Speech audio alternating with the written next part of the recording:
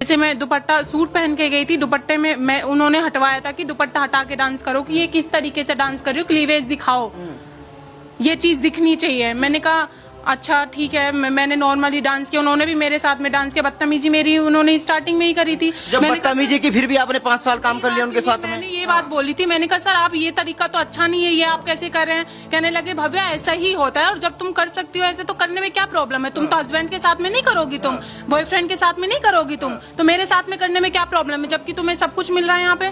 तो शॉर्टकट तो आपने भी अपनाया। मैंने कहाँ शॉर्टकट अपनाया, बताया। जब वो खुलेआम आपको कह रहे हैं कि जब आप अपने हस्बैंड के साथ में कर सकते हैं, बॉयफ्रेंड के साथ में कर सकते हैं, आपने रोल लेने के लिए उनके साथ वो सब कुछ किया जो आपको नहीं करना चाहिए। जो भी लड़की हैं उनको मैं एक बात साफ बताना चाहता हूं कि सिर्फ आरोप लगाना नहीं होता है, आरोप को सिद्ध भी करना होता है। अगर वो आरोप लगा रही हैं तो आईपीसी की धारा 211 को जरूर पढ़ें, जिसमें ये कहा गया है कि किसी पर्सन के खिलाफ अगर फाल्स चार्ज लगा रही हैं और आपका इंटेंशन ये है कि उसके कैरेक्टर को, उसके पर्सन की पर्सनालिटी को खराब करना है, तो ऐसे केसेस में 376 के केसेस में आपको 10 साल तक जेल जाना पड़ सकता है। और ये जो बीएनएस अभी बना है उसमें भी वो धाराएं हैं, और अभी सेक्शन 4248 में वो चीजें आगे भी बढ़ाई गई हैं। इसका साफ साफ मतलब है कि आप अपने फायदे के लिए किसी को गलती से भी गलत आरोप लगाकर एफआईआर दर्ज नहीं करा सकते। अगर सामने वाले ने कोई एक्शन ले लिया तो आपको भी जेल जाना पड़ सकता है और आप 10 साल तक चक्की पीसते रह जाएंगे। उत्तर कुमार को 14 दिन की न्यायिक हिरासत में डाफना जेल भेज दिया गया। इस वक्त हमारे साथ बातचीत करने के लिए सुप्रीम कोर्ट के वकील विशाल सिंह है। बातचीत करेंगे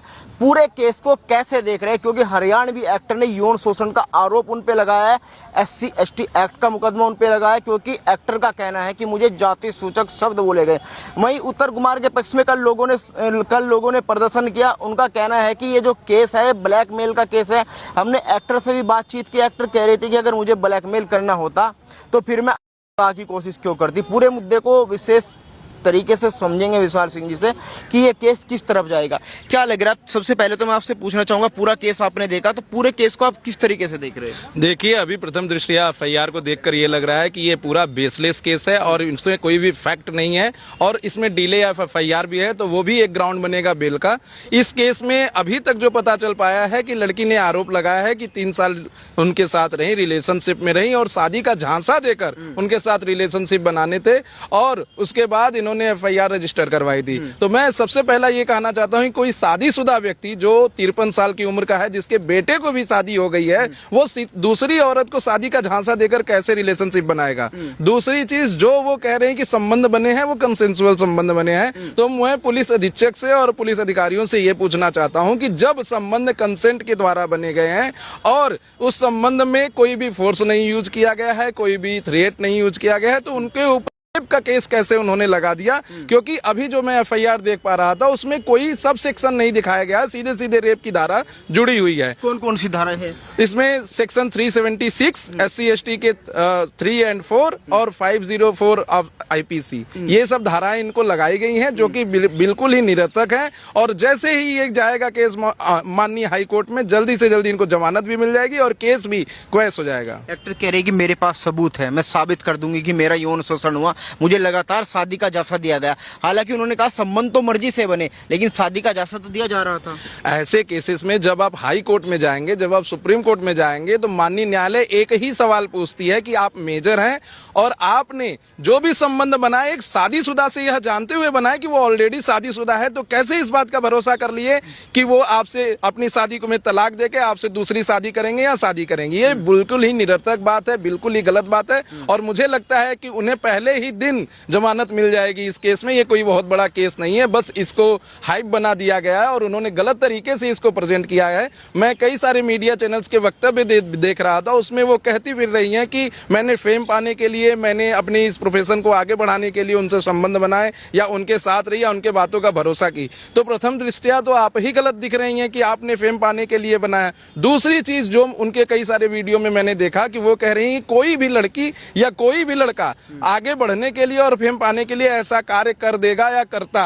तो मैं उनको आपके चैनल के माध्यम से ये कहना चाहता हूं कि इस देश का कोई भी लड़का या कोई भी लड़की ऐसा कार्य नहीं करते। आगे बढ़ने के लिए, फेम पाने के लिए अपनी अस्मिता को नहीं खोते। और ये देश ऐसा नहीं है कि आप पूरे देश की ठेकेदार बन गई हैं, पूरे लड़कियों की ठेकेदार बन गई हैं कि सबको कह रही हैं कि कोई भी आगे बढ़ने के लिए ऐसा करता। ये बहुत ही गलत है।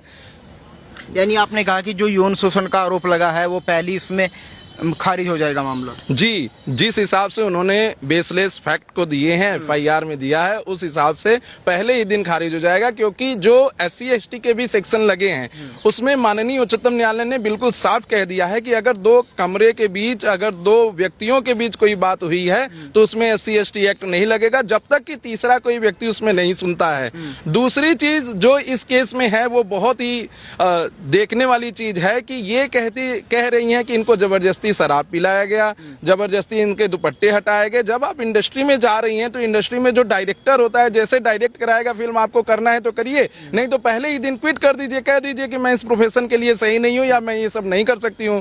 कई सारी एक्टर और एक्ट्रेस हैं जो अभी भी अपने सम्मान को बचाए हुए हैं और ऐसे केसेस नहीं करते हैं। साउथ की एक एक्ट्रेस है साई पल्लवी, वो ऐसा नहीं करती, वो ऐसे सीन्स को नहीं करती। कई सारी एक्ट्रेस हैं जो किस सीन को मना कर देती हैं, तो आप भी मना कर दी होती, उसी समय क्यों नहीं मना किया आपने? आज जब क्या लग रहा है, क्या ब्लैकमेलिंग का केस लग रहा है? क्योंकि कल उत्तर का परिवार वहां पे कह रहा था कि ये ब्लैकमेलिंग का केस है। कोई कह रहा है कि 50 लाख की डिमांड हुई, कोई कह रहा है कि 1 करोड़ की डिमांड हुई, कोई वहां पे कह रहा था कि 3 करोड़ की डिमांड वो लड़की कर रही है। देखिए, जो भी लड़की हैं उनको मैं एक बात साफ बताना चाहता हूं कि सिर्फ आरोप लगाना नहीं होता है, आरोप को सिद्ध भी करना होता है। अगर वो आरोप लगा रही हैं तो IPC की धारा 211 को जरूर पढ़ें, जिसमें ये कहा गया है कि किसी पर्सन के खिलाफ अगर फाल्स चार्ज लगा रही हैं और आपका इंटेंशन ये है कि उसके कैरेक्टर को, उसके पर्सन की पर्सनालिटी को खराब करना है, तो ऐसे केसेस में 376 के केसेस में आपको 10 साल तक जेल जाना पड़ सकता है। और ये जो BNS अभी बना है उसमें भी वो धाराएं हैं और अभी सेक्शन 4248 में वो चीजें आगे भी बढ़ाई गई हैं। इसका साफ साफ मतलब है कि आप अपने फायदे के लिए किसी को गलती से भी गलत आरोप लगाकर FIR दर्ज नहीं करा सकते। अगर सामने वाले ने कोई एक्शन ले लिया तो आपको भी जेल जाना पड़ सकता है और आप 10 साल तक चक्की पीसते रह जाएंगे। यानी आपके कहने का मतलब है कि अगर वो एक्टर कोर्ट में आरोप सिद्ध नहीं कर पाती है तो कानूनी सजा से उनको भी गुजरना पड़ेगा? जी, मेरे कहने का साफ साफ यही मतलब है। अगर वो प्रूव नहीं कर पाएंगी और एक्टर जो इनके ऊपर अभी एलिगेशन लगे हुए हैं, जो अभी इस केस में एक्यूज्ड हैं, उन्होंने कोई कानूनी कार्रवाई कर दी, कोई एक्शन ले लिया और अपने वकील के माध्यम से IPC के सेक्शन 211 में इनके खिलाफ कोई एप्लीकेशन डलवा दिया, तो इनको भी सेम कॉन्सिक्वेंसेस से गुजरना होगा, जेल भी जाना पड़ेगा, जुडिशियल कस्टडी भी होगी और फिर जमानत लेंगी, फिर ट्रायल इनको प्रूव करना पड़ेगा कि इनके खिलाफ ऐसा केस किया गया है, तो वो भी जेल जा सकती है या भारत का कोई भी अन्य व्यक्ति जेल जा सकता है जो किसी के ऊपर फॉल्स एलिगेशन लगाएगा या फॉल्स चार्जेस लगाएगा। लेकिन सर एक सवाल इस केस में ये भी उठा कि जैसे 2 महीने के बाद लगभग वो FIR हुई, उसका एक्टर का कहना है कि मैं 2 महीने तक इधर उधर घूमते रही, मेरी FIR नहीं, उसके बाद जांच भी हुई, उसके बाद ये केस ट्रांसफर दोबारा किया गया, जिसके बाद ये गिरफ्तारी हुई। सवाल ये भी बनता है कि पहले अगर जहाँ तक मुझे पता है अगर ऐसे आरोप लगते हैं तो पहले गिरफ्तारी होती है फिर जाँच होती है।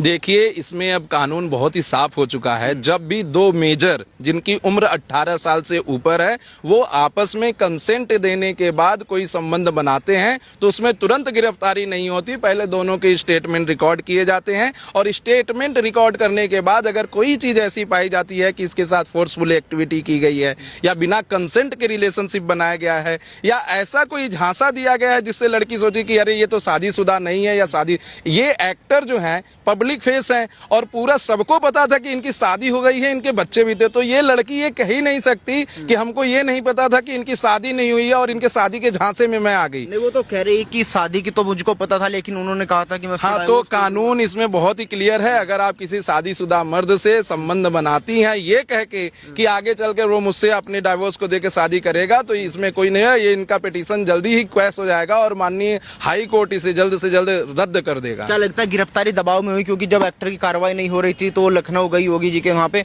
उसके बाद उसने वहाँ पे का प्रयास किया, जिसके जहाँ तक दूसरे या तीसरे दिन बाद गिरफ्तारी। देखिए, जैसा कि मैं FIR से पढ़ के प्राप्त कर पा रहा था कि इन्होंने जो एलिगेशन लगाया है वो ये कहा है कि 2020 से 2023 के बीच इनके साथ ऐसे संबंध बनाए गए।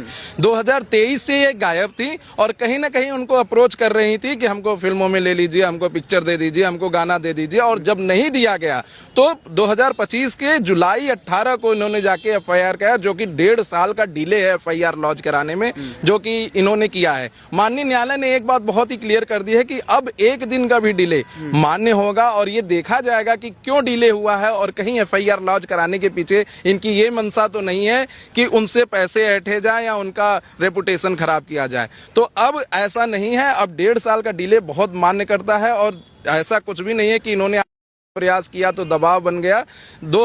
18 जुलाई 2025 को ये केस रद्द हुआ था। पुलिस ने पूरी कार्रवाई करने के बाद, स्टेटमेंट रिकॉर्ड करने के बाद ही गिरफ्तारी की गई है। लेकिन ये मैटर कुछ मीडिया के बंधु लोगों ने हाईलाइट कर दिया था, जो कि सही भी है, क्योंकि मीडिया के लोग हमेशा यह सोचते हैं कि लड़की बोल रही है तो सही बोल रही होगी, लेकिन कभी कभी पता चलता है कि ये एलिगेशन पूरे फॉल्स थे और ये सिर्फ पिक्चरों में काम पाने के लिए या पैसा ऐंठने के लिए ऐसे एलिगेशन लगे हैं। तो मैं ये कहना चाहता हूं कि सभी लड़कियों के खिलाफ ये बहुत बुरा असर डालता है, उनकी मानसिक स्थिति पे बहुत बुरा असर डालता है, क्योंकि जब आप देखते हैं कि एलिगेशन कोई फाल्स लगाता है और उसके अगेंस्ट जजमेंट जाता है तो पेपरों में भी बहुत हाईलाइट करके छापा जाता है। और जब किसी लड़की के साथ जो कि सचमुच विक्टिम है ऐसा होता है तो उसको डर लग जाता है कि मैं भी केसेस लेके आगे जाऊंगी, कहीं हार न जाऊं, कहीं मेरे साथ भी गलत ना हो जाए, कहीं समाज के लोग, दुनिया के लोग मुझे भी न थूके, इसलिए वो लड़की आगे नहीं बढ़ती है। और आज भारत में कई सारे ऐसे केस हैं जो पुलिस थाने तक नहीं पहुंच पाते इसी वजह से। तो ऐसा इनको बिल्कुल नहीं करना चाहिए कि फाल्स एलिगेशन लगाना चाहिए या जो कुछ भी है वो ऐसा करना चाहिए जिससे पूरी महिला समाज के ऊपर एक धब्बा बनी है। लेकिन सर, उस एक्टर का कहना है कि अगर मुझे पैसा ही लेने होता तो मेरे पास सेटलमेंट के लिए फोन आता, 20 से 25 लाख का ऊपर मुझे दिया गया, लेकिन मुझे पैसा नहीं चाहिए था, मुझे इंसाफ चाहिए था। देखिए, उनको यह बात शायद नहीं पता है कि उनका मीडिया में भी दिया गया हर बात कहीं न कहीं सामने वाले के वकील कोर्ट में प्रस्तुत करेंगे। और अगर वो कह रही हैं कि 25 लाख या 50 लाख का सेटलमेंट का केस आया था, तो हो सकता है कि सामने वाले के वकील कोर्ट में जाके एक प्रिजर्व करने के लिए, डॉक्यूमेंट प्रिजर्व करने के लिए एविडेंस लगा दे कि इसको हमें चाहिए। और जब ऐसा नहीं प्रूव कर पाएंगी कि ऐसा फोन आया था तो उनका केस और भी कमजोर बन जाएगा। तो प्रूव कर पाती है, चैट दिखा पाती है, अगर प्रूव करेंगी, चैट दिखाएंगी, तो उस व्यक्ति से भी पूछा जाएगा, उसका क्रॉस एग्जामिनेशन हो जाए, एग्जामिनेशन इन चीफ होगा, उसको पूरा तथ्य करने के बाद तब होगा। लेकिन अगर नहीं होता है तो इनका केस बहुत कमजोर बन जाएगा और उसी समय रद्द हो जाएगा। क्या लग रहा है, बेल के लिए अभी अर्जी लगेगी 14 दिन के अंदर, आपको लग रहा है बेल मिल पाएगी? देखिए, माननीय उच्चतम न्यायालय ने बहुत बार कह चुका है कि bail is a rule and jail is an exception, और इस केस में बहुत सारे ऐसे रिपोर्टेबल जजमेंट ऑलरेडी हैं माननीय उच्चतम न्यायालय के द्वारा, जिसमें उच्च न्यायालय इलाहाबाद हाई कोर्ट को कोई दिक्कत नहीं होगी बेल देने में, और मुझे लगता है कि पहले ही दिन बेल दे देंगे। तो चलिए, धन्यवाद वकील साहब बातचीत करने के लिए। तो ये थे हमारे साथ विशाल सिंह जी, जिन्होंने उत्तर कुमार के पूरे केस में हमें समझाया। आप इस खबर को लेके क्या सोचते हैं, आप भी कमेंट बॉक्स में जरूर बताएं।